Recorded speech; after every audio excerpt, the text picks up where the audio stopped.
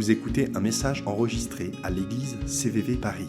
Pour plus d'informations, visitez notre site internet cvvparis.fr. Si vous avez vos Bibles, je vous invite à ouvrir Jean 3. Nous allons passer les 2 prochaines semaines ensemble dans Jean 3. Et dedans, dans ces versets, nous trouvons certaines des vérités les plus fondamentales de la foi chrétienne. Nous retrouvons quelques fondements de ce que c'est même être chrétien. Et je ne sais pas si aujourd'hui, toi, tu dirais que tu es chrétien. Je ne sais pas si tu dirais je ne sais pas quelle est ta conception d'ailleurs de ce que c'est être chrétien. Peut-être que pour certains, un chrétien, c'est quelqu'un qui fréquente l'église. Peut-être pour d'autres, un chrétien, c'est quelqu'un qui grandit dans une famille chrétienne, donc une famille protestante ou catholique. Peut-être pour d'autres, c'est quelqu'un qui a un certain comportement, une certaine charité, etc. Et peut-être même pour d'autres, un chrétien, c'est tout simplement un ovni. Un ovni. Un chrétien, c'est quelqu'un qui s'habille bizarrement, qui parle bizarrement et qui fait des choses étranges. Peut-être pour certains, c'est votre conception de ce que c'est être chrétien aussi. Je l'ai entendu. Et ça arrive aussi de s'habiller bizarrement, parler bizarrement, etc. Mais bon. Mais je ne sais pas quelle est ta conception de ce que c'est d'être chrétien. Est-ce que tu te dis chrétien ? En Jean 3, on trouve des versets qui nous aideront à clarifier ces questions. Ça veut dire quoi fondamentalement être chrétien ? Et on va parler sur cette première partie sur l'idée fausse de Nicodème. Comment cet homme qui s'appelle Nicodème pensait qu'on devenait croyant et ce que Jésus a apporté comme réponse. Donc si vous avez les versets, ils vont s'afficher. Je lis à partir du Bible de Semeur aujourd'hui. Et vous pouvez suivre dans vos Bibles aussi. Il y avait un homme qui s'appelait Nicodème, membre du parti des pharisiens. C'était un chef des Juifs. Il vint trouver Jésus de nuit et le salua en ces termes. « Maître, nous savons que c'est Dieu qui t'a envoyé pour nous enseigner, car personne ne saurait accomplir les 6 miracles que tu fais si Dieu n'était pas avec lui. » Jésus lui répondit, « Vraiment, je te l'assure, à moins de renaître d'en haut, personne ne peut voir le royaume de Dieu. » « Comment un homme peut-il naître une fois vieux ?» s'exclama Nicodème. « Il ne peut tout de même pas retourner dans le ventre de sa mère pour renaître. »« Vraiment, je te l'assure, reprit Jésus. À moins de naître d'eau, c'est-à-dire de l'esprit, personne ne peut entrer dans le royaume de Dieu. Ce qui naît de naissance naturelle, c'est la vie humaine naturelle. Ce qui naît de l'esprit est animé par l'esprit. Ne sois pas donc surpris si je te dis, il faut renaître d'en haut. Le vent souffle où il veut, tu en entends le bruit, mais tu ne sais ni d'où il vient ni où il va. Il en est ainsi pour quiconque est né de l'esprit. » Et Nicodème reprit, « Comment cela peut-il se réaliser ? Toi qui enseignes le peuple d'Israël, tu ignores cela ?» répondit Jésus. « Vraiment, je te l'assure.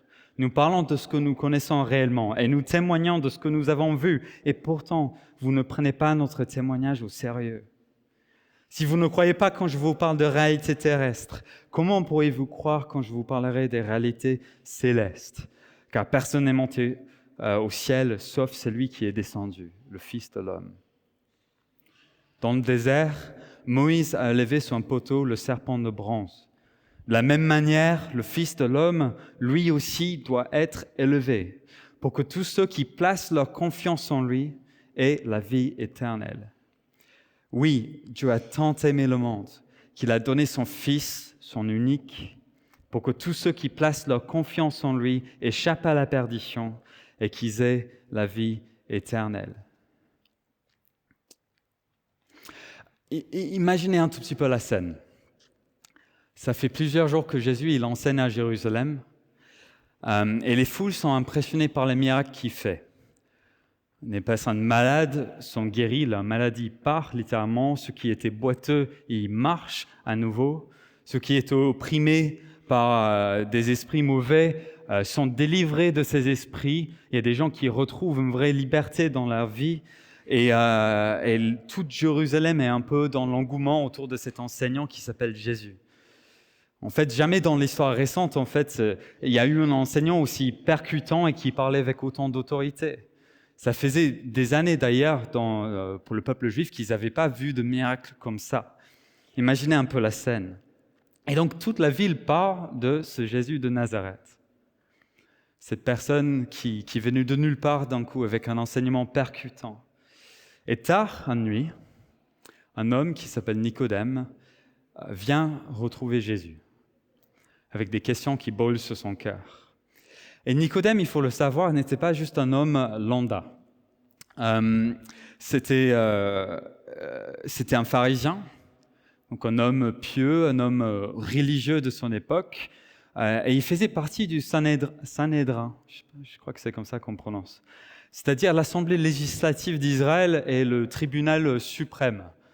Donc voilà, on a un homme qui participe peut-être à la ministère de la Justice et à l'Assemblée nationale, si vous voyez un peu le type de personne. C'est un homme religieux avec une influence politique. C'est un homme sûrement très intelligent pour évoluer dans cette sphère-là de la société, très riche sûrement. C'était un homme à pouvoir avec beaucoup d'influence. Voici notre Nicodème. Et il vient discrètement, pendant la nuit, retrouver Jésus. Et je trouve cette rencontre est assez étonnante, parce que si un jour vous voulez, par exemple, évoluer dans votre métier, vous aurez peut-être envie d'aller rencontrer quelqu'un qui a un peu de bouteille dans votre milieu pour apprendre comment évoluer. Donc vous allez peut-être aller sur LinkedIn, envoyer un email à cette personne-là, ou vous irez sur Instagram, envoyer un message direct. Peut-être vous passerez par une connaissance, vous allez trouver un peu les moyens pour entrer en contact avec cette personne un peu haute placée, pour que vous puissiez décrocher ce rendez-vous, pour apprendre comment avoir le même succès que cette personne-là. Mais ici, on a un cas où on a l'expert avec toutes les accréditations, avec tout le savoir, l'influence, le pouvoir, celui derrière lequel peut-être tous les petits jeunes qui voulaient avoir une carrière couraient après, qui vient trouver celui qui était rien aux yeux de la société. Jésus n'avait pas de noblesse, Jésus n'avait pas de formation. Et il n'a jamais été enseigné par un rabbin connu, comme la plupart des enseignants de son époque. Il n'a ni fait Sciences Po, ni Dauphine, ni l'ENA. Bon, je me trompe d'époque un tout petit peu. Mais il était personne aux yeux de l'élite de son époque. Il n'avait pas les accréditations. Il était peut-être vu comme quelqu'un qui avait une certaine influence, certes, mais surtout qui s'aimait le trouble, qui égarait potentiellement les foules, ou quelqu'un qui excitait juste les gens autour de quelques miracles. Voilà un peu la vision qu'on pouvait avoir peut-être parmi l'élite par rapport à Jésus. Mais Nicodème, voyant ce qui se passait dans Jérusalem, a vu quelque chose de différent chez Jésus. Il a identifié quelque chose qui valait la peine d'écouter un peu plus. Nicodème, finalement, c'est un homme qui avait peut-être suffisamment d'ouverture d'esprit pour aller dire, est-ce que ce Jésus, c'est vraiment celui qu'il prétend être? Est-ce qu'il a vraiment quelque chose de nouveau à dire? Je pense aussi que Nicodème, il avait identifié potentiellement aussi quelque chose dont il avait besoin. Alors qu'on était dans un monde où les chefs religieux parlaient en théorie, Jésus venait expliquer la théorie par la pratique. Il mettait en œuvre ce que la Bible, ce que le Torah à l'époque disait. Peut-être aussi, il cherchait aussi quelque chose dont il avait besoin, une expérience, quelque chose de vrai. Et donc, il décroche son rendez-vous, son LinkedIn, tard une nuit. Et voici comment il ouvre cette discussion avec Jésus. Il dit « Maître, nous savons que c'est Dieu qui t'a envoyé pour nous enseigner car personne ne saurait accomplir les 6 miracles que tu fais si Dieu n'était pas avec lui. » Déjà, voyez un tout petit peu le respect de Nicodème envers Jésus.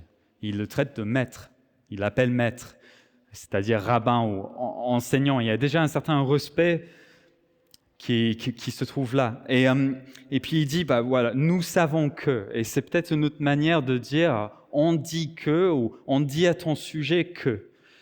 Et c'est en effet ce que les foules disaient. Ils disaient, ce Jésus, il doit venir de Dieu, parce que regarde, les boiteux, ils marchent, parce que les aveugles, ils voient, il doit venir de Dieu. Et Nicodème, il vient un peu tester cette hypothèse auprès de Jésus. Il dit, voilà, on dit ça par rapport à toi.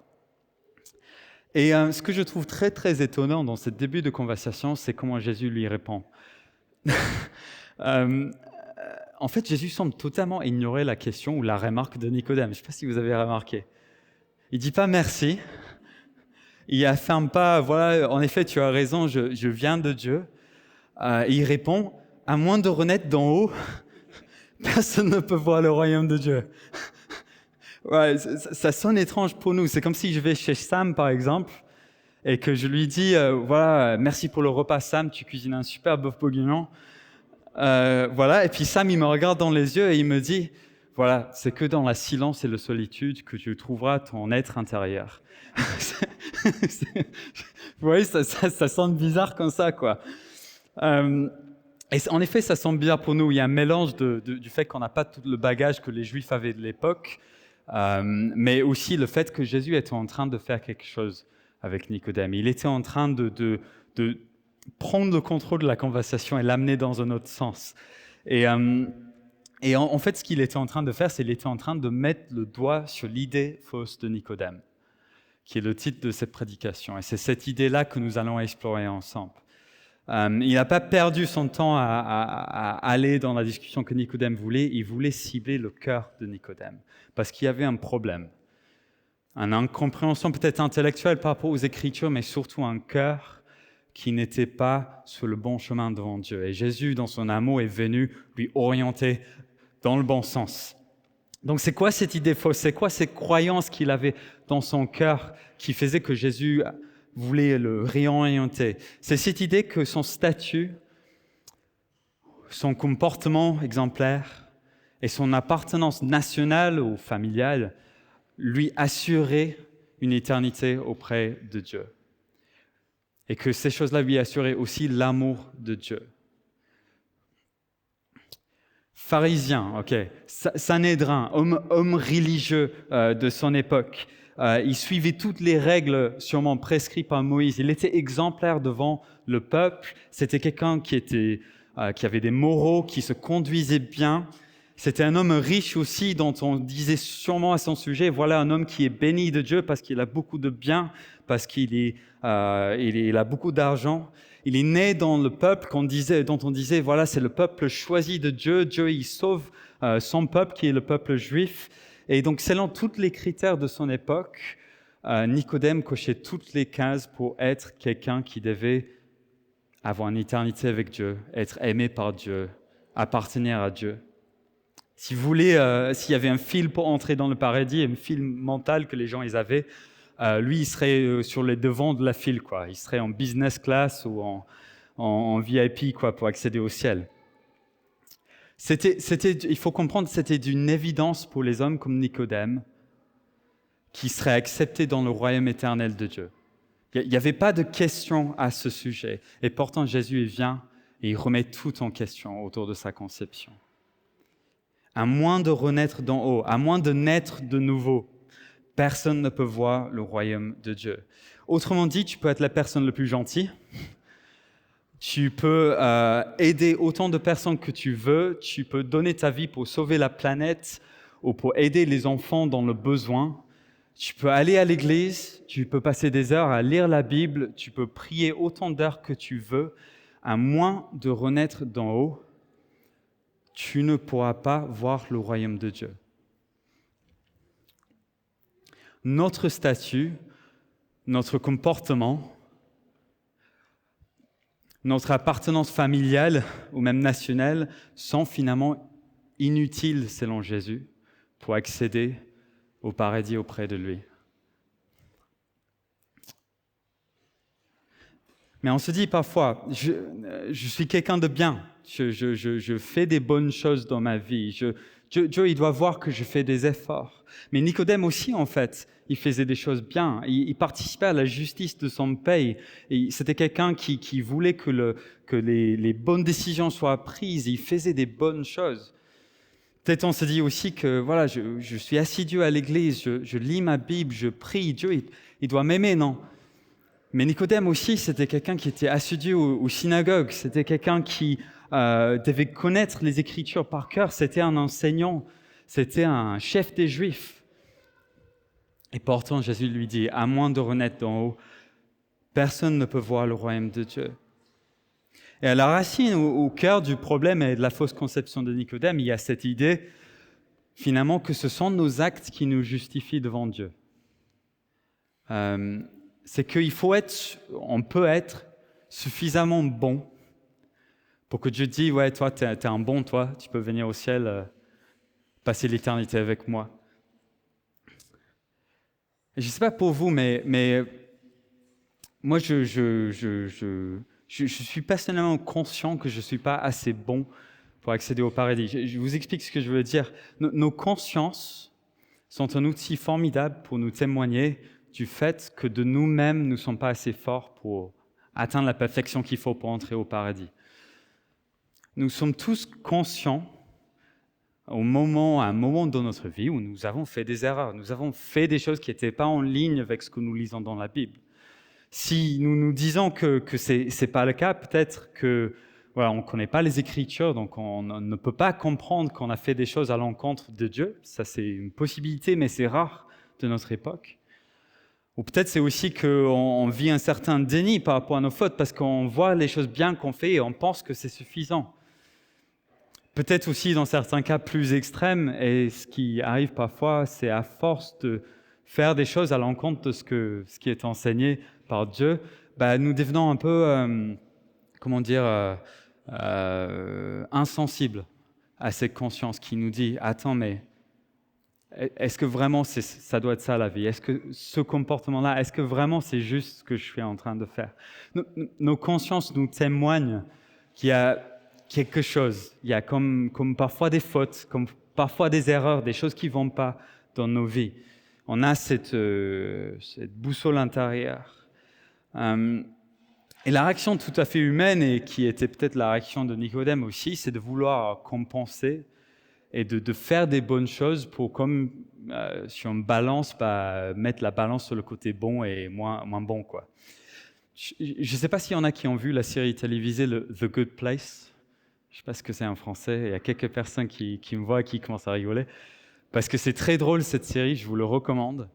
Et c'est une série très très drôle sur justement cette idée que chaque humain gagne des points pour aller au paradis ou perd des points pour aller à l'enfer, quoi. Et c'est cette idée que voilà, des gens ils se retrouvent dans le paradis parce qu'ils ont gagné des bons points, et petit à petit ils découvrent que c'est pas exactement ce qu'ils pensaient que c'était. Et c'est très très drôle. Mais cette idée que finalement c'est par ce que nous faisons que Dieu nous aime ou que nous avons une vie éternelle avec lui, est ancré dans notre perception culturelle. Pourtant, Jésus il dit qu'à moins de renaître d'en haut, quelque chose de différent, quelque chose de spirituel, tu ne peux pas accéder à ces choses-là.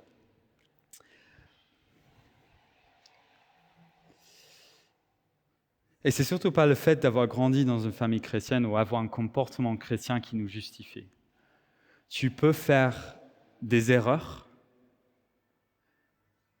mais être quelqu'un qui reçoit le pardon de Dieu. Tout comme tu peux être quelqu'un qui fait tout son effort pour ne pas faire d'erreur, mais parce que tu n'as pas placé ta confiance en Dieu, tu n'es pas accepté sous le pardon de Dieu. Nous avons besoin d'être nés de nouveau. C'est ça l'idée que Jésus est en train de nous partager. Mais finalement, c'est quoi en fait être né de nouveau ? Et comment est-ce qu'on peut vivre cette naissance ? Du coup, comment concrètement est-ce qu'on rentre dedans ? C'est bien ça la question de Nicodème aussi. Il répond de manière assez drôle parce que je pense qu'il avait du mal à concevoir ce que Jésus était en train de lui dire.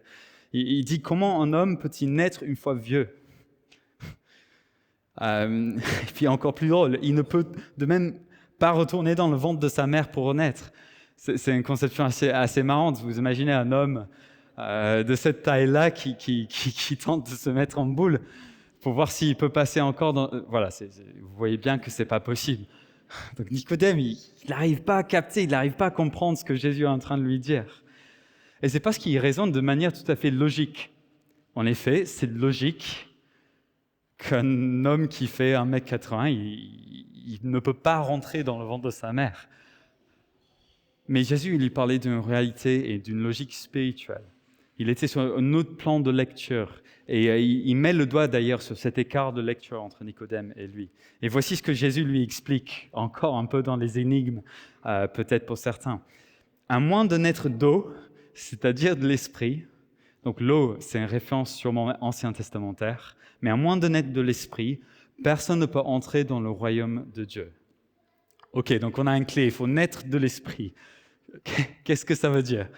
Voilà, un bébé, donc on le sait très bien, il naît de sa mère par les moyens naturels, peut-être assistés, mais avec des moyens humains. Voilà la naissance d'un enfant. Mais un chrétien, il naît de l'esprit.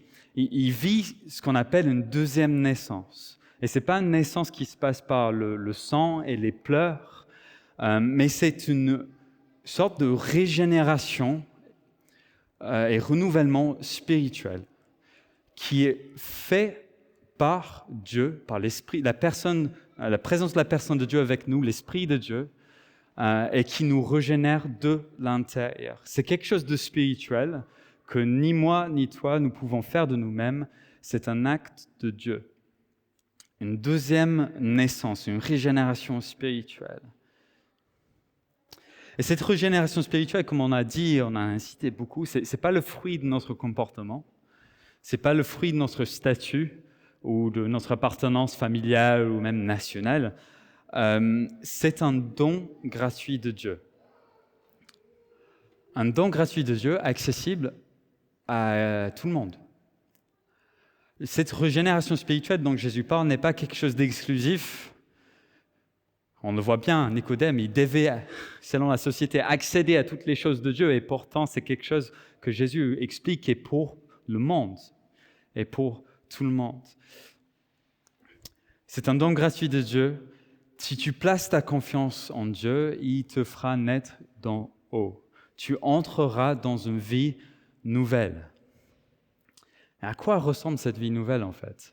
C'est quoi une vie où tu dis « je suis né de nouveau, j'ai été régénéré de l'intérieur par Dieu » C'est peut-être une question pour une autre fois, parce que ça fait un moment qu'on parle ensemble, et la semaine prochaine, nous allons aller un peu plus loin sur ce sujet ensemble. Mais en quelques mots, pour vous donner quelques idées, ce qui se passe quand on est régénéré, quand on est né de nouveau, c'est qu'il y a une transformation qui s'effectue. Et d'ailleurs, c'est surtout par les effets de cette régénération qu'on identifie le fait d'être né de nouveau soi-même. C'est qu'on entre dans une vie où on grandit dans une assurance que Dieu nous aime et qui nous accueille auprès de lui pour l'éternité. Progressivement, alors que nous entrons dans cette vie régénérée, notre manière nos croyances changent, ils évoluent.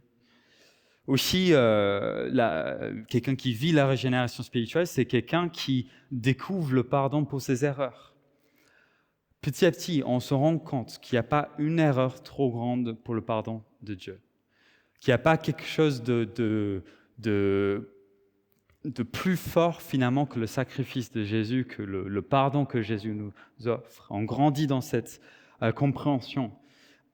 La vie régénérée aussi, c'est une vie où on apprend que c'est OK d'être imparfait parce que toute notre confiance est dans le fait que c'est Dieu qui nous donne la vie nouvelle et pas nous-mêmes, pas nos efforts, pas notre comportement. Et c'est aussi une vie où tout notre affect, en fait, finalement, et c'est peut-être ça le plus grand fruit, tout notre amour commence petit à petit à être dirigé vers Dieu. On commence à aimer Jésus. On commence petit à petit à se rendre compte qu'il est la chose la plus importante dans cette vie, que son enseignement est la chose la plus précieuse dans cette vie. On commence à aimer Jésus et on commence à vouloir avoir envie de le suivre. Voici quelques effets de la régénération, de la nouvelle naissance qu'on peut identifier en nous. Mais si on revient à notre hypothèse de départ et pour aller un peu vers une conclusion ensemble, un chrétien, finalement, c'est quoi ? Ça veut dire quoi être chrétien ? Vu ce qu'on a vu, c'est pas aller à l'église fondamentalement. C'est pas le fait d'être assidu à aller dans une église qui fait de toi un chrétien. C'est pas non plus le fait de venir d'une famille chrétienne. Tu peux être dans une famille protestante, tu peux être dans une famille catholique et ne pas avoir vécu la nouvelle naissance. On sait aussi que le chrétien, ce n'est pas forcément quelqu'un qui a tout de suite un comportement exemplaire. Tu peux vivre la nouvelle naissance et être imparfait. Waouh! Ce n'est pas juste une affaire de comportement être chrétien, en fait. Bon, le chrétien, il peut toujours être un ovni, mais ça, c'est une autre histoire. Le chrétien, avant tout, c'est quelqu'un qui, dans toute son imperfection, a placé sa confiance en Jésus. Il dit « Je suis imparfait, profondément imparfait. Je ne peux pas me sauver moi-même. Je ne peux pas, par mes efforts, accéder à Dieu, accéder à son amour, accéder à l'éternité avec lui. Mais j'ai mis toute ma confiance en lui.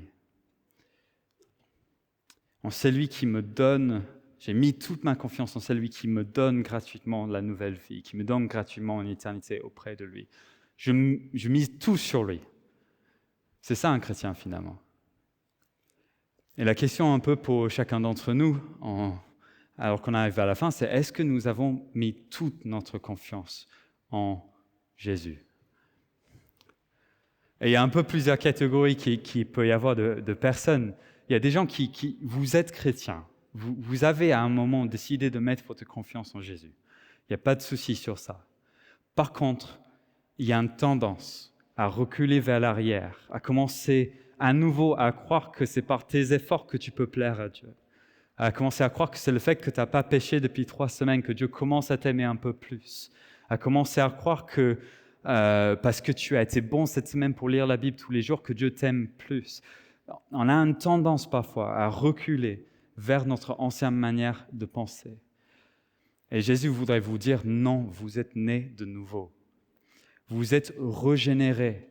Vous n'avez pas besoin de gagner mon amour, vous n'avez pas besoin de gagner mon affection, vous avez besoin d'accepter mon don gratuit et de placer votre confiance à nouveau en moi.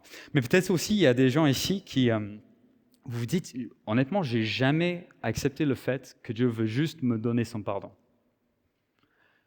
Je n'ai jamais vraiment accepté que Dieu il voudrait juste gratuitement me pardonner de toutes mes fautes. Et si ça c'est vous, il y a une occasion, à la fin, on va tous prier ensemble, de l'accepter. De dire, ok, si tu dis vraiment que tu me donnes la vie nouvelle gratuitement, ok Jésus, je l'accepte, je choisis de croire et de mettre ma confiance en toi. Voilà un peu deux catégories de personnes qu'il peut y avoir. Et peut-être il y a des gens, c'est la première fois que vous entendez parler de ces choses, ça vous semble abstrait encore. Et j'aimerais vraiment vous encourager à continuer l'aventure. La semaine prochaine, on va continuer à en parler. On va parler de Jésus. C'est lui qui nous guérit. Et ça va nous aider encore plus à nous rendre compte de ce que Jésus est venu faire et ce qu'il nous propose. Mais voilà, si vous avez envie, je vous invite peut-être à vous lever. Et on va faire ce que Jean-Baptiste il disait pour répondre à Jésus.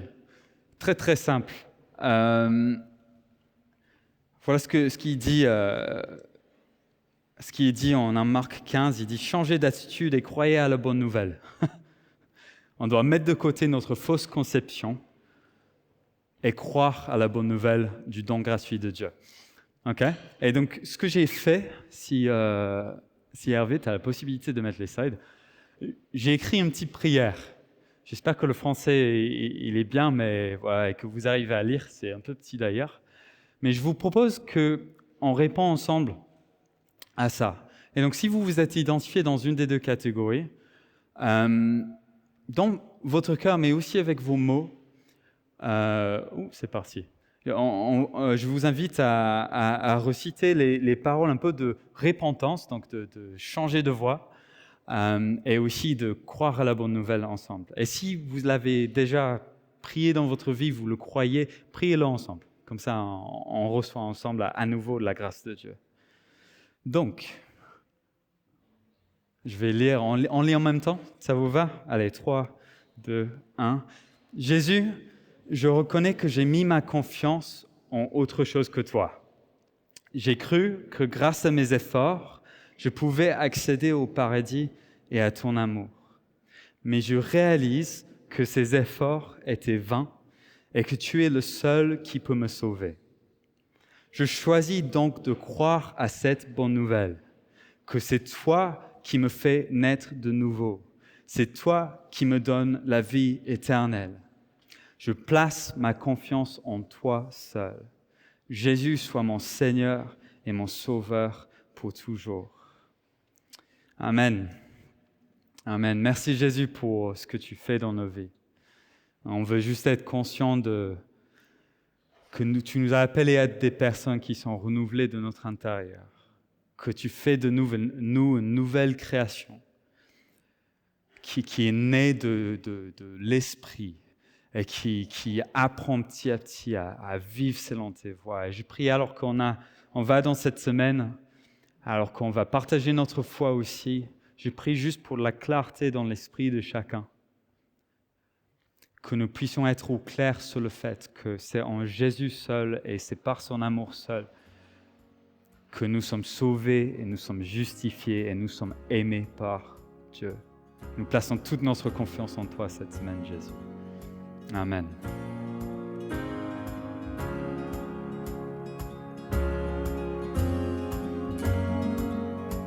Vous venez d'écouter un message enregistré à CVV Paris. Pour plus d'informations, visitez notre site internet cvvparis.fr.